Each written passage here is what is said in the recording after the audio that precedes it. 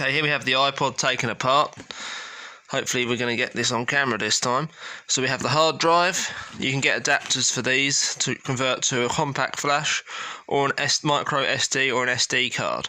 So you can have up to 1 terabyte of storage if you really want to, plus a much longer battery life because the SD card doesn't use any battery versus a hard drive.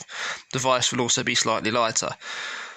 This is the main board right here. So we have this plug here is your headphone jack, which is this here, which is replaceable. I mean, it has a headphone jack, that's the thing in itself, right?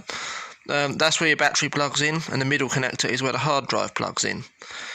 To plug things into these connectors, this one, in the case of the battery, it lifts up, the brown piece lifts up, and the connector, then you push it back in to reconnect it.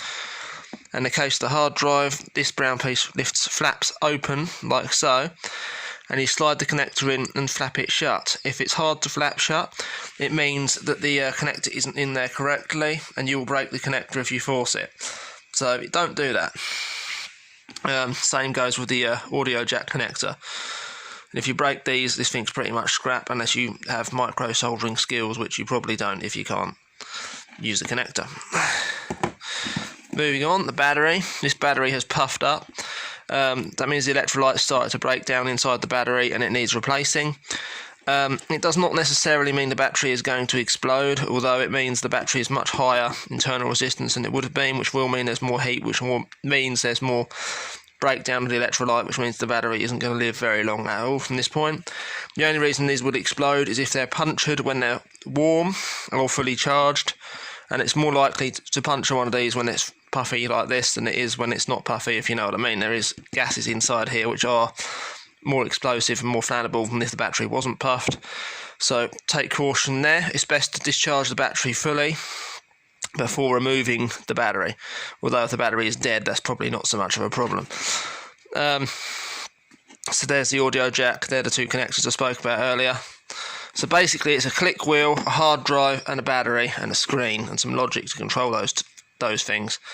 Not much to it really by modern standards, but it's still a pretty cool device nonetheless. The frame on here is made out of cast aluminium or magnesium. It's one of the two. It kind of looks like it's magnesium, but I don't think it will be. I'm not going to do the test on it to find out. Well, not unless it was totally dead anyway, in which case, yeah, we would give it a go, see what it does. Screen, very easy to replace. Again, if you broke the screen, you can get these off eBay pretty cheaply. Again, that connector lifts up, it slides out, job done. And yeah, you've got to remove these screws to remove the faceplate, so you can replace the faceplate, and you have to do that before you remove the screen. But it's all very logical. It comes apart very, very easily and very, very simply in comparison to more modern Apple devices. For actually removing the top of the iPod, you get a spudger, jam it between the case, and then you press this way, so downwards essentially, or that way in the case of the spudger when you're spudging it, so then you lift it up gently. You can also use a Stanley blade, but it is not recommended as your battery is right here, and if you was working at this end of the iPod, there's a potential for stabbing the battery and then bad things can happen. That concludes this video.